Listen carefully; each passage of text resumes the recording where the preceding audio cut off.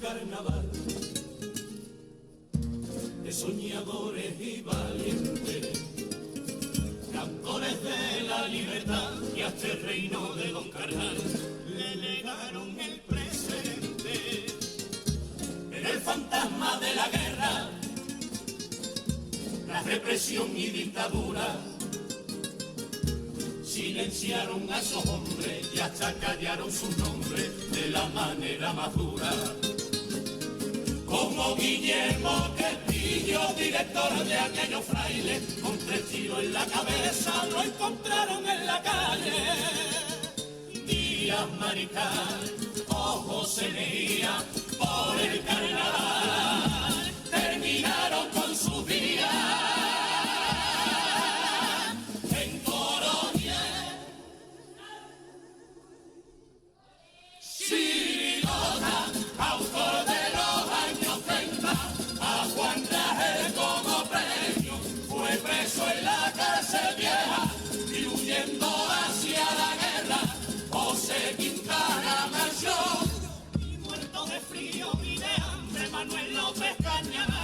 En un zulo se escondió, luego pobre y mendigando, bandurria tocando su vida acabó.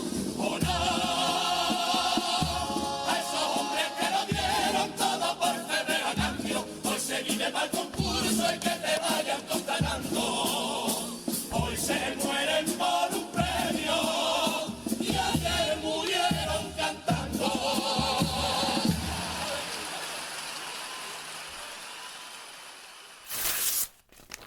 Mi nombre es Pedro González Baone. Tengo 86 años y nací en Cádiz. Siempre he vivido en el barrio obrero de San José. Me encanta el carnaval, la fiesta más popular de cuantas hay.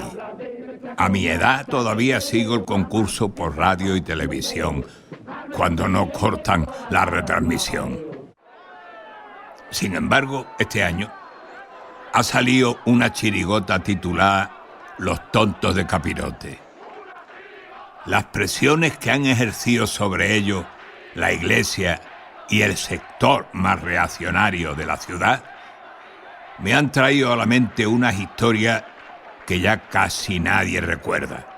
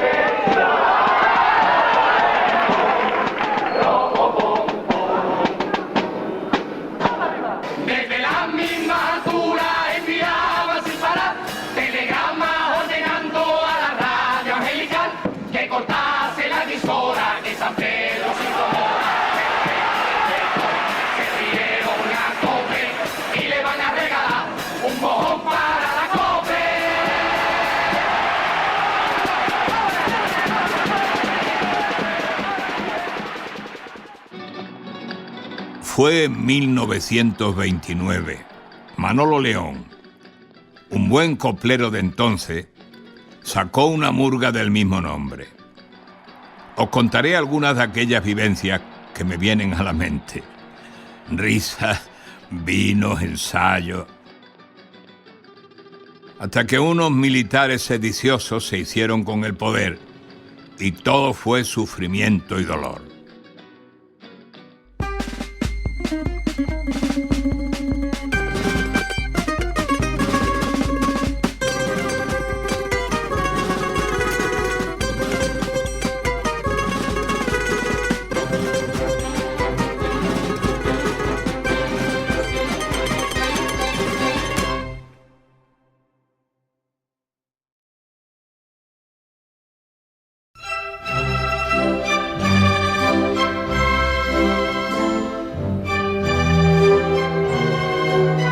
centro de Cádiz, por la fecha de carnaval, eran un hervidero de gente, aficionados y agrupaciones, a pie o en carrozas.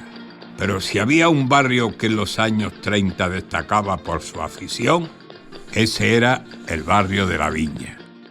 Nació en el barrio de la Viña, en Jesús María José. Ensayaban en la plaza de Jesús Nazareno, dirigía mi padre. Pues, bueno, era un poquito exigente dirigiendo.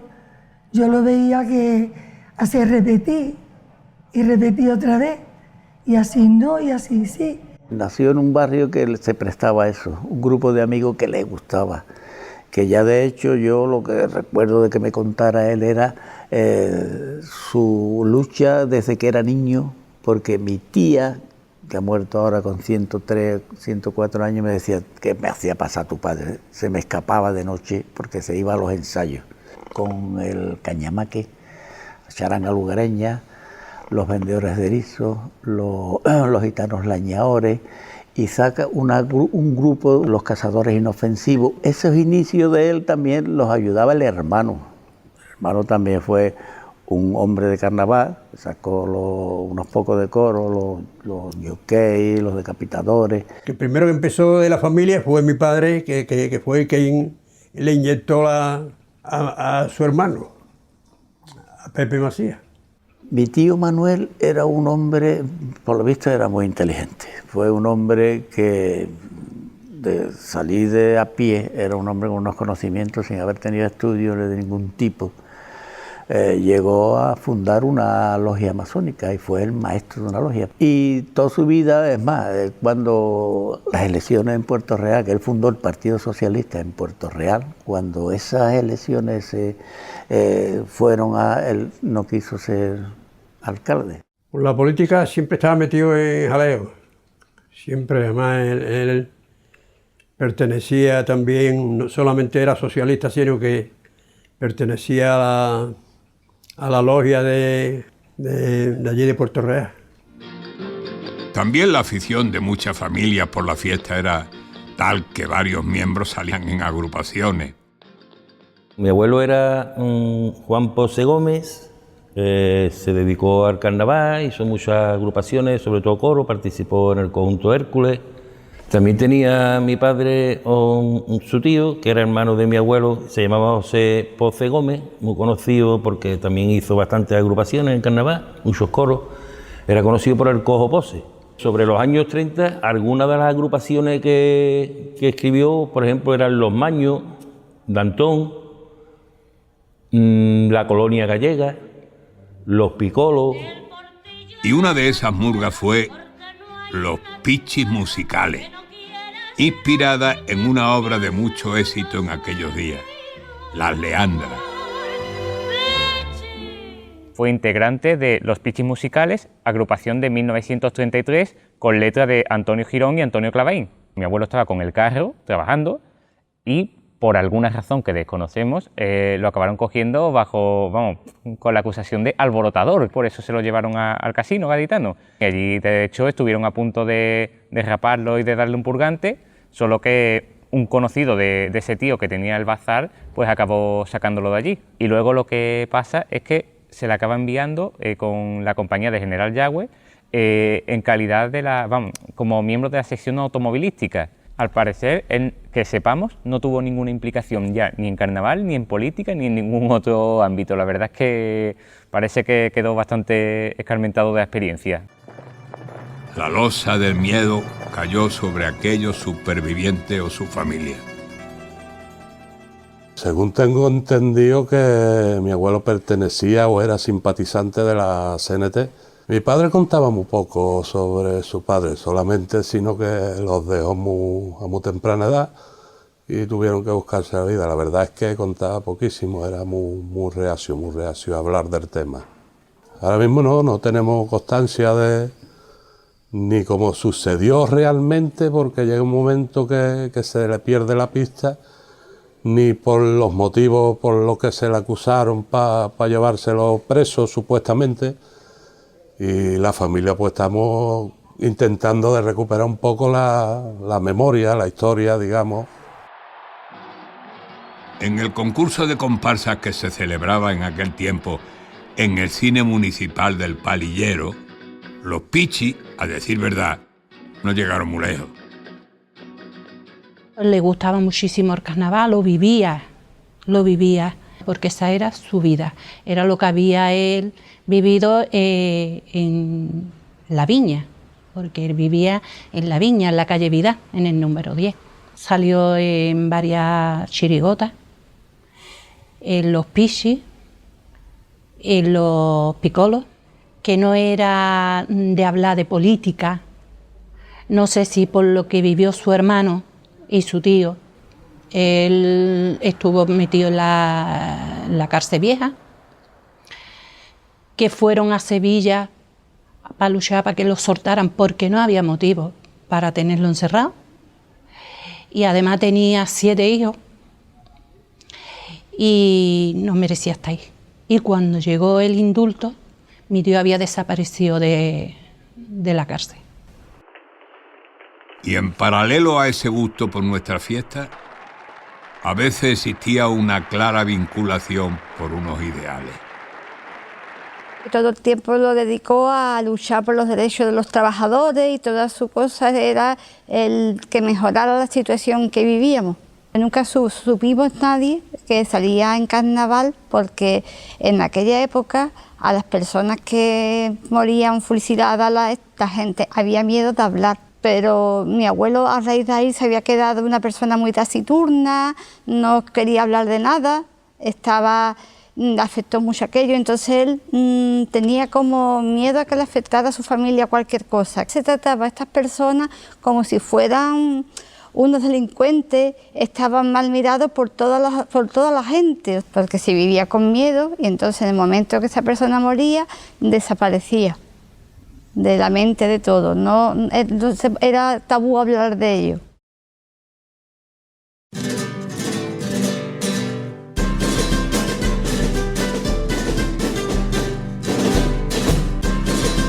Desde esta fecha, 19 de febrero de 1937, quedan prohibidas las fiestas de carnaval en todo el ámbito español. ¡Viva España! No se podía hablar ciertas cosas. Cantamos las casapuertas porque nos echaban casi de todos lados. Nos metíamos en una casapuerta y empezamos a cantar cosas antiguas. Pero nos echaban de todos lados. Nosotros ya a media tarde o ya por la noche no podíamos formar escándalos ni nada. Que te cogían y te metían en la prevención rápido y pronto. Era el boleo. Teníamos mucho repertorio en ese sentido. Y salían uno cantando, seguíamos ya cantando. No teníamos guitarra, ni teníamos bandurria, no teníamos nada. Pero teníamos las voces y el ímpetu de la juventud.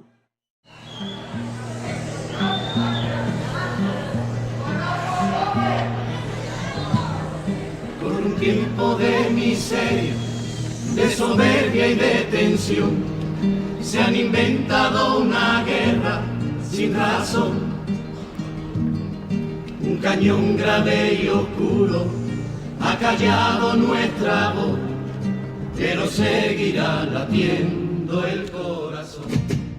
Hablando con Marco Silverman, me dice, yo una vez vi cantar un coro en la calle González Tabla, y hay una puerta que da a un patio de un edificio, y a mí se me ocurrió, me dijo él, se me ocurrió hacer una comparsa, un coro, que representara una boda, y que entonces venían de la iglesia y se metían en ese patio, y que tiene una fuente, eso, y cantar, y entonces empezaban a cantar coplas de carnaval, pero como estaba prohibido, pues tenían que estar escondidos eso.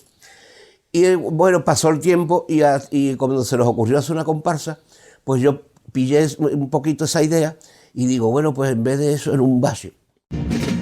Semioculto en un valle, derrochando voluntad, buscando nuevas letras que cantar. Mucha gente en este compromiso de recuperar la voz, porque seguirá latiendo el corazón. Sobreviviremos, no paremos de cantar,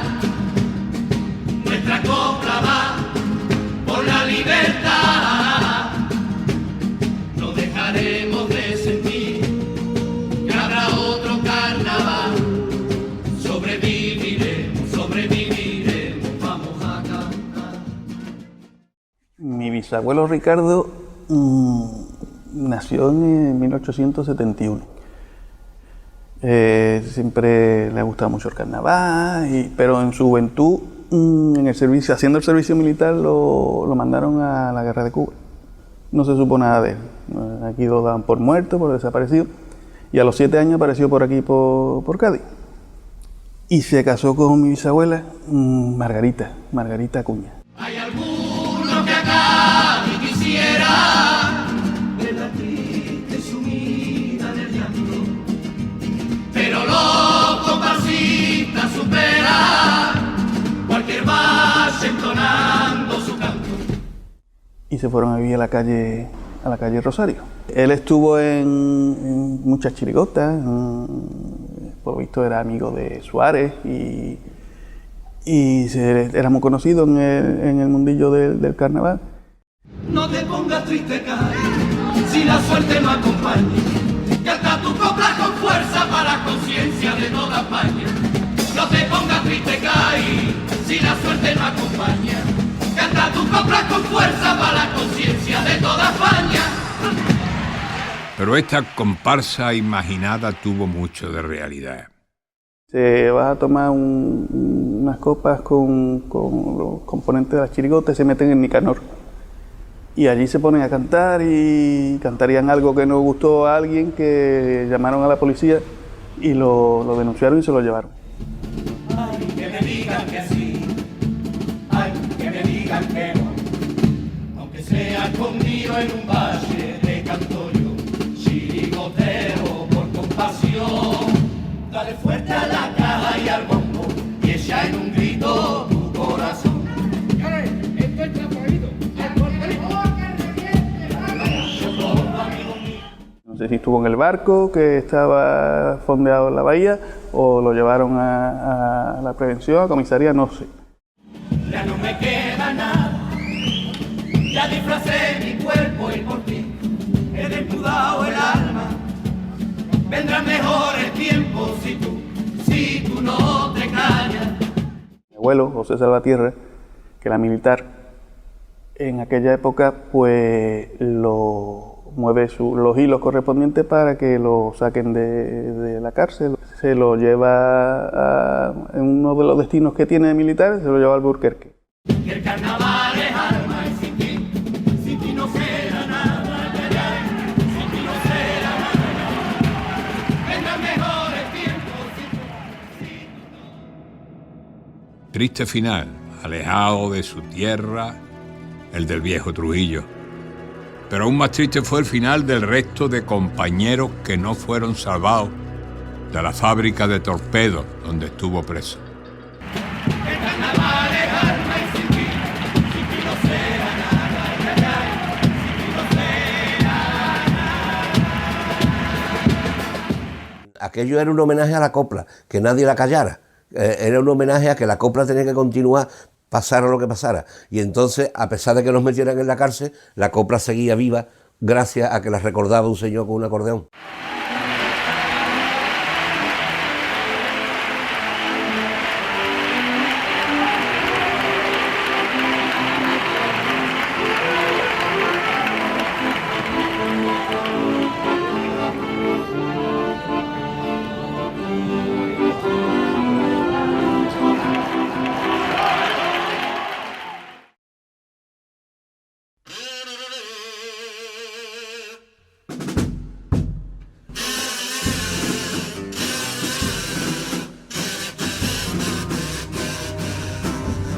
La siguiente, por cierto, es nuestra historia, la de mi pobre gente, y que no tiene su germen en lo que era Cádiz, sino en uno de sus barrios de extramuros, el más antiguo quizá, San José.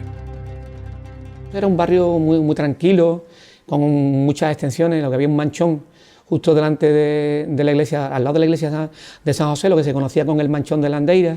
Era también un marinero porque también iba mucho a la playa, le gustaba coger, por ejemplo, en los meses de febrero los erizos. Todos los años en el mes de enero-febrero, él iba a la playa y traía su canasto de erizo. Era un barrio que ahora se dice la avenida, pero no era la avenida, era totalmente un barrio. un barrio de muchísimos niños, de que podía cruzar la carretera cuando quisiera, salir a la calle cuando quisiera porque no había ningún tipo de peligro. Los hombres se dedicaban a poco porque trabajo apenas había. La mayoría de la calle donde yo vivía hacían pesca, otros iban al muelle. La mayoría no estaban fijos, eran a lo que saliera al día. Hacían picón, familia que no tenía de dónde tampoco, entonces se dedicaban a eso, a coger las leñas y a hacer picón en su misma casa, Marqués de Coprani, conocida por la calle de los Chinchorros, porque había una casa allí muy grande, que era como un pueblo, donde había muchísimo personal. Allí en aquella casa de la calle Adriano nacieron unos cuantos. Manolo, Baldomero, Salvador, María y Conchita, que era mi madre. Joselito era más mayor también que mi madre, porque mi madre nació en el 34. Era una casa que tenía un patio muy bonito, unas rejas, y cada puerta era una vivienda. Adentro del patio había muchos vecinos. Salir con Manolo León era ir a la prevención. Había otro también en Puertatierra, que era Juan el Sevillano, también muy duro escribiendo, pero sacaba muy buenas agrupaciones. En Puertatierra había en aquella fecha una afición de pare y muy señor mío. Mi abuelo, que salía en el coro del tío de la Tiza, mi abuelo José Mejías Torres y mi tío Joselito, que salía en una murga, que la música era de Cañema, ¿qué me parece? Y mi tío era Francisco Jordán, Paco Jordán para la gente del barrio, y sí era muy aficionado al carnaval. Él venía de San José, él siempre hablaba de su familia, de su madre, que tenían una vaqueriza. Humilde, sencillo, pero comprometidos con nuestras ideas, como el joven Andrés Macías León, al que una vez acabada la guerra fue enjuiciado por un acto anticlerical que ha sido borrado de la memoria de la ciudad. Que mi tío se ha tomado 2 o 3 copitas, está hablando, está a gusto con la familia, y entonces nos cuenta la anécdota de cómo su tío le pegó una pedra al Nazareno. Le dijeron, por lo visto, tú no tienes cojones, vámonos. Y le pegó una pedra al Nazareno. Y, por supuesto, se chivaron y fue a la prevención. Y se llevó, según cuenta mi tío, su molía de palo, como era preceptivo, porque eso era así. Y ya después, pues nada, su juicio. Y su tío, Andrés Macías, era el que estaba vinculado al carnaval, que por lo visto era lo más revolucionario que podía haber. Contarnos de algunas agrupaciones, el Orfeón Gallego, Macanudo y su cuadrilla, los artistas de la pantalla. Este hombre tenía una afiliación política bastante fuerte y era muy chapalante. Pero si hubo un grupo perseguido, ese fue el mío, y no lo digo yo solo. Mi padre, Antonio Bruzón Bullosa, siempre recordó que se llevaron por delante a muchos comparsistas. Pero sin duda, la agrupación más castigada fueron los frailes de 1932. Fusilaron a todos. La murga de Puertatierra salió para el centro y al llegar a la entrada de la ciudad fueron llevados inmediatamente a la prevención, en el Piojito, la Merced. Fueron fichados. Cuando saltó el movimiento, fueron uno por uno y los fusilaron. Quizás los llevaron al Miraflores. No se salvó nadie, ni el postulante. Pasaban los camiones llenos de chavales, se los llevaban y tiraban las abuchas. Tiraban las abuchas para que subieran sus madres, las abuchas que eran de ellos, que iban para los sitios. Mataban a todos. Y ya no aparecieron sus hijos. Me dijeron que mi abuela lo mandó a comprar pan para la cena, era verano, salió de la casa, salió en pijama y descalzo porque estaba cerca de la tienda, pero no llegó a la tienda. Lo cogieron y lo metieron en un camión y se lo llevaron. Entonces, mi tía María, como se había ido descalzo, mi abuela le dio a mi tía María dinerito para que le comprara unas alpargatas, que entonces lo que se llevaba era alpargatas así atadas así al tobillo. Y cuando llegó le dijo el guardia civil: no, hija, ya tu hermano no lo necesita, vete para tu casa. Y se fue con las alpargatas para casa y con la noticia.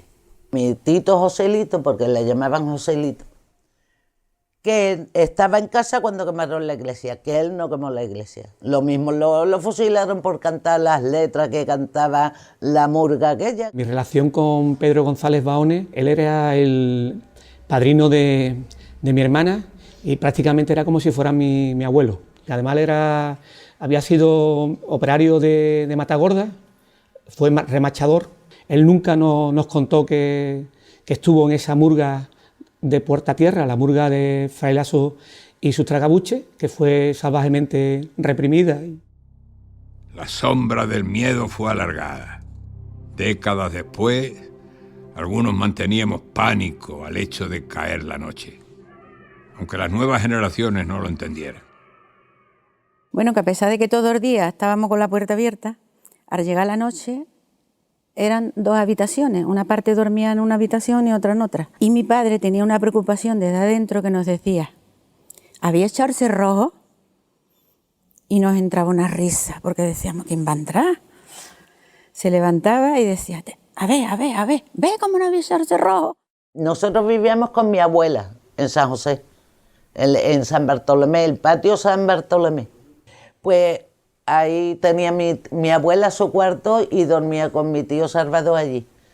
Pues ahí me metía yo a hablar con mi abuela cuando mi tato Salvador estaba en el trabajo. Lo sentía mucho. Me hace llorar, porque me acuerdo cómo lloraban cuando los recordaba. Así que mi abuela me contaba cosas, pero yo no las recuerdo porque yo era muy chica, yo tenía 6 años. Yo con 6 años le preguntaba y me decía: tú eres muy chica para hacer tantas preguntas, me decía. Si no caímos todos fue de pura casualidad. Una noche del 36, a mí también me llevaron. Nos contó que por lo visto en esa época pues estuvieron a punto de hacerle el paseillo. Por lo visto vinieron a buscarlo y se lo llevaron de su casa, y estuvo un tiempo que la familia no sabía si iba a volver o no iba a volver, ¿no?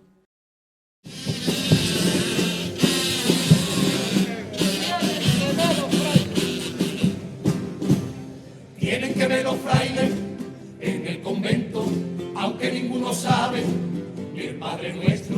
Se levantan los tíos por la mañana y de carne con papas se comen 10 palacanas. Y erizó, por agronómico la cara de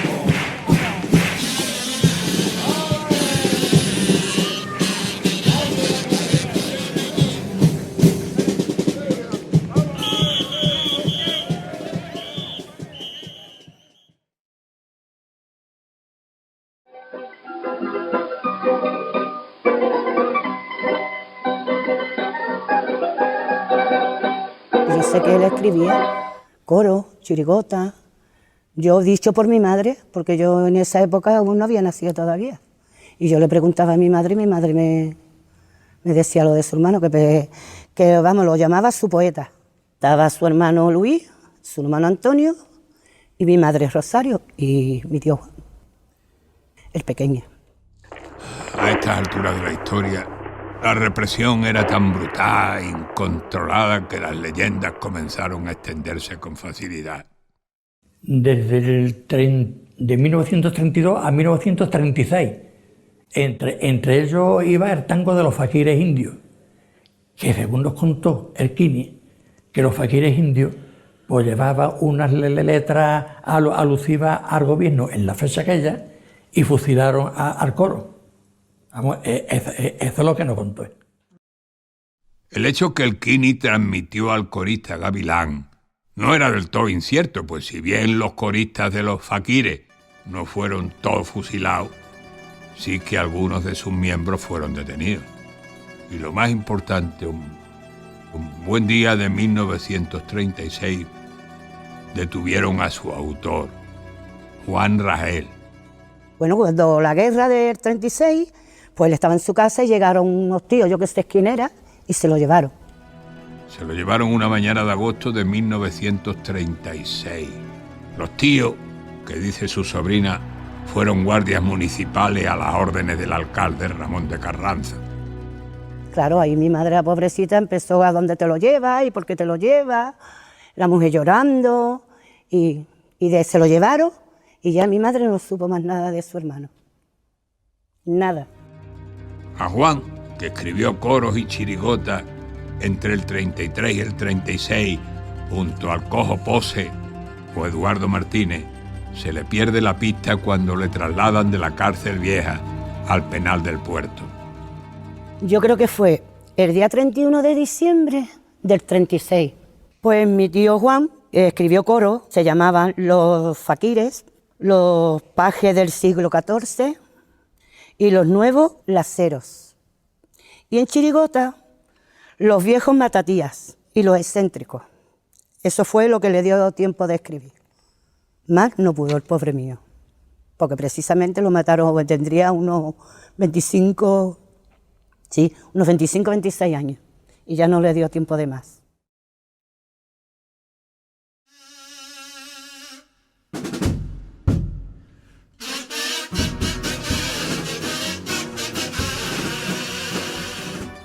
La última vez que Antonio Girón escribió una chirigota antes de que saltara el golpe de Estado fue en el Carnaval de 1936.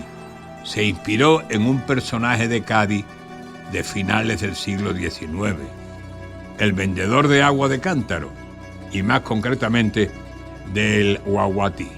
Estos tipos nos venían muy bien porque al fin y al cabo todos éramos hijos de la clase obrera. Mi padre era maestro de albañil. Él tenía como jefe de obra, pero él trabajaba igual que el que estuviera de peón, vamos. Faltaba el dinero porque pagaba muy poco.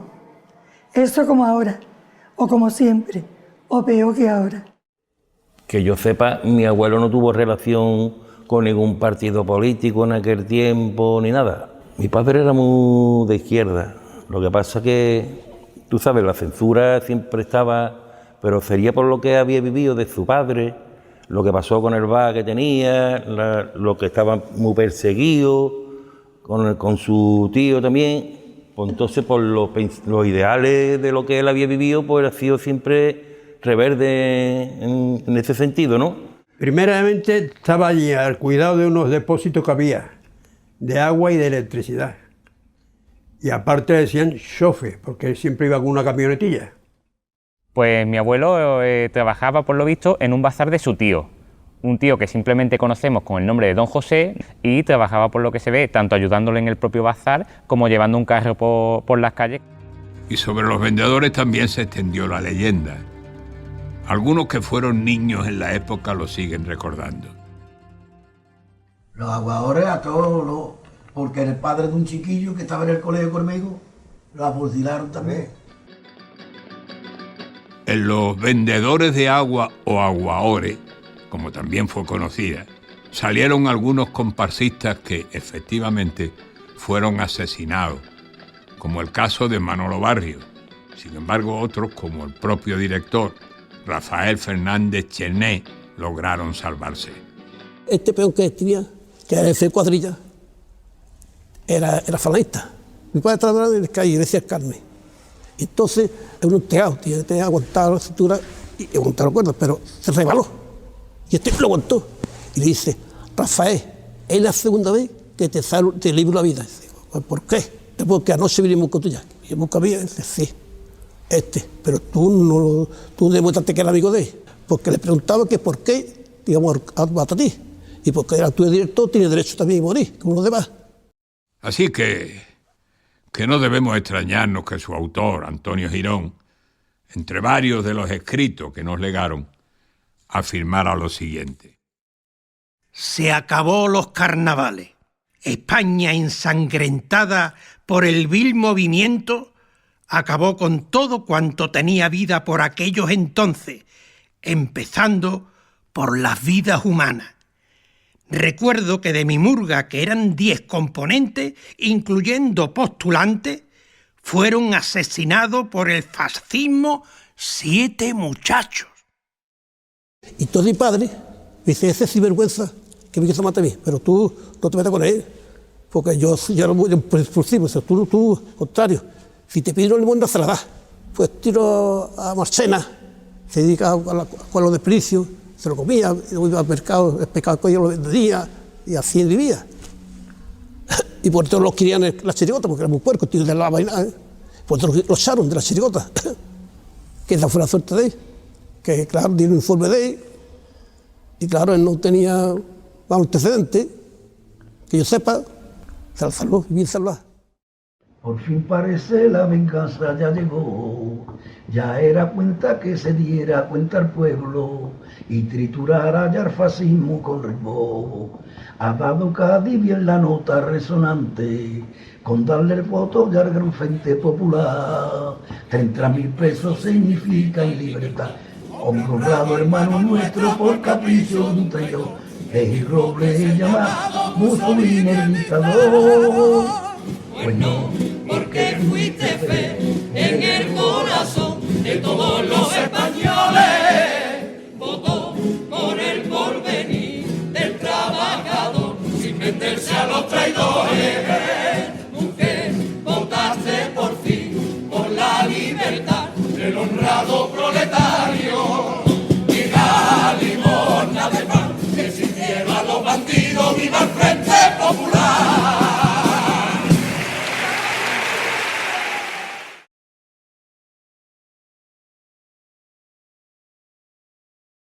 Una vez un carnaval de soñadores y valientes, cantores de la libertad, y a este reino de Don Carnal le legaron el presente.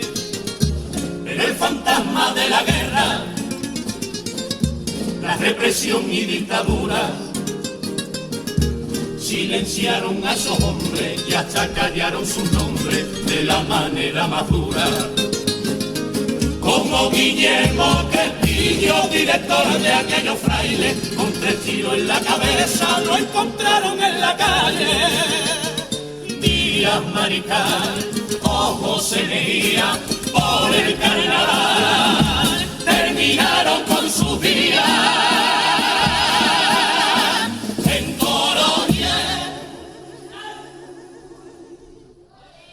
Chirigota, autor de los años 30, a Juan Rajel como premio, fue preso en la cárcel vieja y huyendo hacia la guerra, José Quintana marchó. Y muerto de frío y de hambre, Manuel López Cañabate en un suro se escondió.